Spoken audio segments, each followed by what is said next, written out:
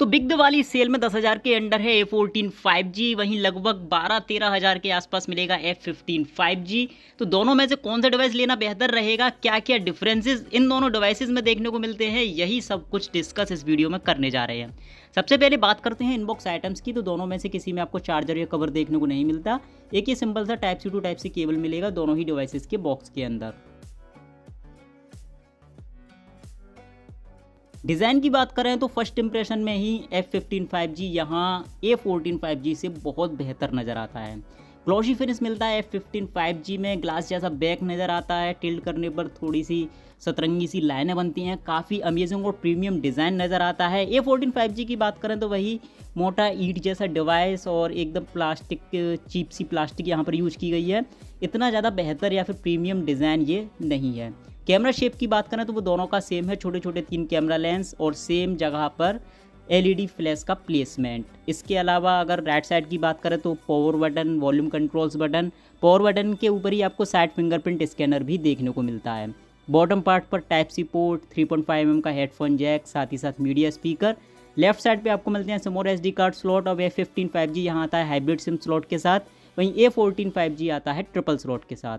Top पर आपको दोनों में मिलेगा एक सेकेंडरी माइक। और डिमेंशन की बात करें तो उस कंडीशन में भी F15 5G थोड़ा सा ज़्यादा कॉम्पैक्ट है as compare to A14 5G। हालांकि अगर स्लिमनेस की बात करें तो वहाँ पर F15 5G भी कोई बहुत बेहतर नहीं है, दोनों ही काफ़ी मोटे मोटे डिवाइस हैं। लेकिन ओवरऑल अगर डिमेंशन की बात करें तो उस कंडीशन में F15 5G बेहतर है। भाई अगर डिस्प्ले की बात करें तो यहाँ पर सीधा सीधा कोई भी कंपैरिजन दोनों डिवाइसेस की डिस्प्ले का नहीं बनता, क्योंकि F15 5G में आपको मिलता है super AMOLED display, A14 5G में आपको मिलता है PLS डिस्प्ले। हालांकि अगर कलर टोन की बात करें तो वो आप यहाँ पर थोड़ा सा देखोगे तो इतना बड़ा डिफरेंस नहीं है। A14 5G की डिस्प्ले भी काफ़ी पंची है और काफ़ी अच्छे कलर्स आपको देती है, लेकिन फिर भी ये सुपर एमोलेड को तो बीट नहीं कर सकती, ना ही उससे कम्पीट कर सकती है। F15 का डिस्प्ले आपको एक अलग ही लेवल की परफॉर्मेंस देगा, क्योंकि सुपर एमोलेड डिस्प्ले है। टच रेस्पॉन्स भी काफ़ी स्मूथ है F15 का A14 5G के कंपैरिजन में। इसी के साथ अगर रिफ्रेश रेट की बात करें तो दोनों का ही रिफ्रेश रेट 90 हर्ट्ज का है। टाइप यू या टाइप वी नॉच के साथ दोनों आते हैं, दोनों में ही काफ़ी चौड़े चौड़े बेजल्स दिए हैं, लेकिन फिर भी यहाँ पर F15 थोड़ा सा बेहतर है A14 के कंपेरिजन में। UI फीचर्स की बात करें तो दोनों में ही Samsung One UI 6.1 का सपोर्ट मिलता है, जो कि Android 14 पर बेस्ड है। सेम UI मिलेगा तो लुक एंड फील भी आपका दोनों में एग्जैक्ट सेम रहेगा, और दोनों का ही लुक एंड फील काफ़ी कमाल का है। Samsung One UI काफ़ी देखने में और यूज करने में स्मूथ सी फील होती है। इसके बाद अगर फीचर्स की बात करें तो सिक्योरिटी के लिए दोनों में ही साइड फिंगरप्रिंट स्कैनर, इसके अलावा फेस अनलॉकिंग सिस्टम देखने को मिलता है। एडवांस फीचर्स में ये कुछ ट्रेंडी फीचर्स आपको दोनों में देखने को मिलते हैं, जो कि एग्जैक्ट सेम है। कुछ आपको जेस्चर कंट्रोल्स भी दोनों डिवाइसेस में देखने को मिलते हैं। इसके अलावा F15 5G में आपको सिक्योर फोल्डर भी देखने को मिलेगा, जो कि A14 5G में नहीं है। सबसे पहले अगर इनके कैमरा स्पेसिफिकेशंस और फीचर्स की बात करें तो अल्ट्रा वाइड फोटोज़ और वीडियोस का केवल फर्क देखने को मिलेगा। जैसे कि फीचर्स की बात करें तो पोर्ट्रेट मोड आपको दोनों में देखने को मिलता है, रेयर और फ्रंट दोनों के लिए। कुछ एक्स्ट्रा फीचर्स की बात करें तो night mode, slow motion, hyper lapse, इसके अलावा मैक्रो शॉट, ये आपको दोनों में देखने को मिलता है। दोनों ही डिवाइसेस से आप 30 FPS पर फुल HD तक का वीडियो रिकॉर्ड कर सकते हो, और EIS बेस्ड वीडियो स्टेबलाइजेशन आपको दोनों में देखने को मिलता है। तो कैमरा स्पेसिफिकेशन और फीचर्स में तो आपको कोई फ़र्क देखने को नहीं मिलता, लेकिन परफॉर्मेंस में आपको फ़र्क देखने को मिलेगा। जैसे कि ये कुछ फोटोज़ हैं जो मैंने दोनों ही डिवाइसेस से कैप्चर किए हैं ऑटो मोड पर। अब सबसे पहले अगर कलर टोन की बात करें तो A14 5G में आपको थोड़े से पंची कलर देखने को मिलेंगे, और उसके सामने F15 5G के फोटोज़ थोड़े से वॉश आउट से नज़र आ सकते हैं यहाँ पर। लेकिन F15 के साथ एक बेनिफिट भी है कि वहाँ पर आपको एमोलेड डिस्प्ले देखने को मिलता है। तो जब आप सेम फोटो A14 5G की डिस्प्ले पर देखते हो, वही फोटो F15 5G की डिस्प्ले पर देखते हो, तो फिर फर्क इतना ज़्यादा नहीं रह जाता। जैसे कि ये कुछ फोटोज़ हैं, अब यहाँ पर एक इशू और A14 में देखने को मिला, हालांकि वो कांस्टेंट नहीं रहता है। डायरेक्ट सनलाइट में आपके फोटोज़ में अननेसेसरी येलो टोन शो हो सकती है, जो कुछ फोटोज़ में आप देख भी सकते हो। यहाँ पर अगर इस फोटो की बात करें तो डायरेक्ट सनलाइट में ये फोटो लिया गया है, और F15 में थोड़ा सा ओवर एक्सपोज्ड हो गया है ये फोटो, और डिटेलिंग के मामले में यहाँ A14 बेहतर है। आगे अगर इस फोटो की बात करें जो कि शेडो में लिया गया है, तो यहाँ भी A14 5G में कलर टोन ज़्यादा पंची नज़र आती है as compare to F15 5G। Rear कैमरे के पोर्ट्रेट मोड की बात करें तो एज डिटेक्शन दोनों का ही ठीक ठाक है, लेकिन फिर भी यहाँ पर A14 में कुछ जगह पर एज डिटेक्शन से रिलेटेड भी इशू देखने को मिला है, जो कि F15 में नहीं है। इसी के साथ अगर स्किन टोन और कलर टोन की बात करें तो वो भी मुझे F15 की ज़्यादा बेहतर लगी A14 के कंपैरिजन में। और ये कुछ पोर्ट्रेट मोड हैं जहाँ से आप खुद भी जज कर सकते हो कि इन दोनों में से कौन सा पोर्ट्रेट मोड आपको पसंद आया। पर्सनली मुझे यहाँ थोड़ी सी अपग्रेड परफॉर्मेंस देखने को मिली है F15 5G में। नाइट मोड की बात करें तो यहाँ A14 5G F15 को बीट करता है। सेम लाइटिंग कंडीशन में आपको A14 से ब्राइटर फोटोज़ देखने को मिलते हैं। इसके अलावा अगर आपके पिक्चर में कोई और लाइटिंग सोर्स है तो उसका एक्सपोजर लेवल भी A14 में ज़्यादा बैलेंस देखने को मिला है as compare to F15 5G। Front camera यानी कि सेल्फी की बात करें तो यहाँ भी मुझे F15 5G थोड़ा सा अपग्रेड लगा, बेहतर लगा as compare to A14 5G। दोनों ही डिवाइसेस की अगर आप सेल्फी को देखेंगे तो F15 5G में थोड़ी सी वाइटेस्ट सेल्फी नज़र आती है, A14 में चेहरा थोड़ा सा रेडिश सा नज़र आता है, तो इस वजह से भी F15 5G की सेल्फी मुझे बेहतर लगी। इसके अलावा अगर पिक्चर्स को आप जूम करके देखोगे तो डिटेलिंग के मामले में भी यहाँ पर F15 5G A14 5G से बेहतर है। साथ ही साथ अगर ब्यूटी इफेक्ट वगैरह की बात करें तो वो भी मुझे यहाँ F15 5G का A14 5G से बेहतर लगा।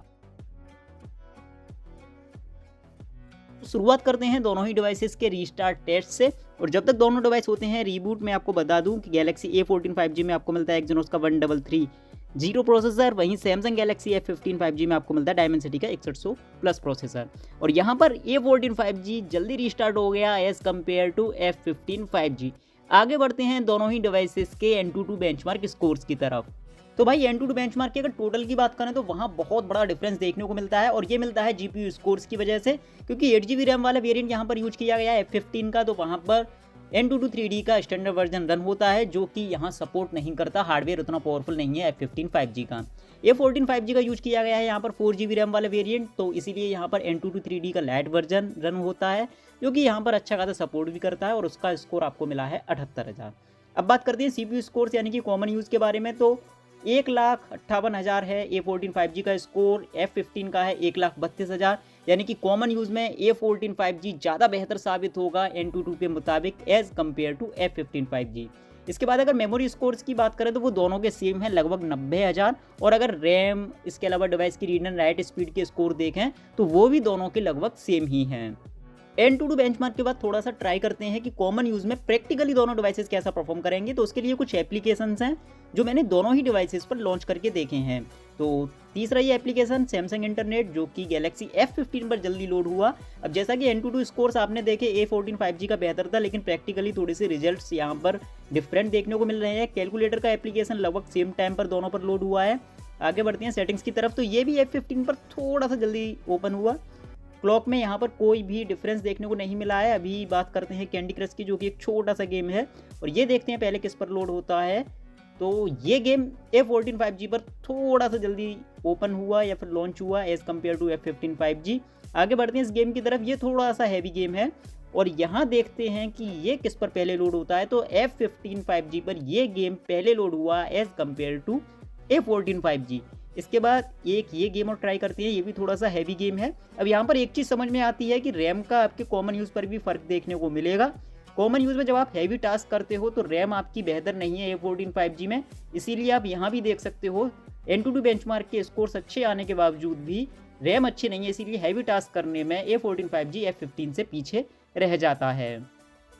अब बात करते हैं गेमिंग परफॉर्मेंस की, तो यहाँ पर सबसे पहले बात करते हैं A14 5G के बारे में। तो अभी मैं ये गेम मीडियम ग्राफिक्स सेटिंग्स पर A14 5G पर रन कर रहा हूँ, और यहाँ पर पर्सनली मेरा जो एक्सपीरियंस रहा वो काफ़ी अमेजिंग रहा। किसी तरह का यहाँ कोई इशू देखने को नहीं मिला। मीडियम ग्राफिक्स तक के गेम्स आप अपने A14 5G पर रन कर सकते हो। Antutu 3D का भी यहाँ पर लाइट का जो स्कोर मिला था वो भी ठीक ठाक है। मीडियम ग्राफिक्स गेमिंग के लिए ये डिवाइस ठीक ठाक है, यहाँ कोई इशू आपको देखने को नहीं मिलेगा। लेकिन बात करें अगर हाई ग्राफिक्स की, तो जैसा कि अभी आप देख सकते हो ग्राफिक्स काफ़ी रियलिस्टिक है, बट साथ ही साथ आपको लैग कहें, इशू कहें या फिर कहें फ्रेम ड्रॉप बहुत ज़्यादा देखने को मिलेंगे। और कह सकते हैं कि हाई ग्राफिक्स के गेम्स आप अपने A14 5G के 4GB रैम वाले वेरिएंट पर तो छोड़िए 6GB रैम वाले वेरिएंट पर भी रन नहीं कर सकते। हालांकि 6GB रैम वाले वेरिएंट पर आपकी परफॉर्मेंस थोड़ी सी स्मूथ जरूर यहाँ पर हो सकती है। अभी अगर F15 की बात करें तो A15 5G की तरह यहाँ भी पहले ये गेम मीडियम ग्राफिक सेटिंग्स पर रन करते हैं, और अगर परफॉर्मेंस की बात करें तो काफ़ी अच्छी परफॉर्मेंस देखने को मिली है। इसे अगर A14 5G से कंपेयर करूँ तो कोई खास फर्क देखने को नहीं मिलता। यहाँ भी आपको मीडियम ग्राफिक्स गेमिंग के लिए लगभग सेम ही परफॉर्मेंस देखने को मिलेगी। बड़े आराम से आप मीडियम ग्राफिक्स तक के गेम्स अपने F15 5G पर रन कर सकते हो, किसी तरह का कोई इशू आपको देखने को नहीं मिलेगा। हाई ग्राफिक्स की बात करें तो F15 का ये गेम प्ले आप देख सकते हो हाई ग्राफिक्स पर। अब यहाँ 8 GB रैम वाला वेरिएंट यूज किया गया है तो थोड़ा सा डिफरेंस तो यहाँ देखने को मिलेगा। इशू यहाँ भी है, जब सरफेस चेंज होता है ज़मीन से पानी पर ये गाड़ी जब जाती है तो फ्रेम ड्रॉप देखने को मिलता है, काफ़ी ज़्यादा ग्लिच है यहाँ भी। बट फिर भी अगर मैं कहूँ तो A14 के 4 GB रैम वाले वेरिएंट पर जो परफॉर्मेंस देखने को मिली थी उसके कंपैरिजन में यहाँ थोड़ी सी स्मूथ परफॉर्मेंस देखने को मिलती है। बैटरी की बात करें तो A14 5G में आपको मिलती है 5000 mAh की बैटरी और ये डिवाइस 15 वॉट की चार्जिंग सपोर्ट करता है। F15 5G में आपको मिलती है 6000 mAh की बैटरी और ये डिवाइस 25 वॉट की फास्ट चार्जिंग सपोर्ट करता है। तो यहाँ पर जो मेन पॉइंट था दोनों ही डिवाइसेस के बीच डिफरेंसेस बताना, क्या क्या डिफरेंसेस आपको देखने को मिलते हैं, तो वो मैंने यहाँ पर पूरा कवर कर दिया। फिर भी अगर मेरे ओपिनियन की बात करें तो जिस प्राइस रेंज में A14 5G आता है काफ़ी अल्टीमेट डिवाइस है। इस प्राइस रेंज के हिसाब से काफ़ी कमाल के फीचर्स सैमसंग के साथ आपको देखने को मिलते हैं। F15 5G की बात करें तो जिस प्राइस रेंज में वो है थोड़ा सा डिफरेंस बढ़ जाता है दोनों ही डिवाइसेस की प्राइसिंग में, लेकिन साथ ही साथ आपको F15 5G में काफ़ी अपग्रेडेशन देखने को मिलते हैं। कैमरा, डिज़ाइन, इसके अलावा डिस्प्ले, काफ़ी सारी चीज़ें F15 में बेहतर हैं। तो अगर प्राइसिंग का कोई इशू नहीं है और कीमत से आपको फ़र्क नहीं पड़ता तो फिर F15 5G ज़्यादा बेहतर ऑप्शन रहेगा। तो फिर मिलेंगे ऐसी किसी इन्फॉर्मेटिव वीडियो के साथ, तब तक के लिए गुड बाय, आपका दिन शुभ हो।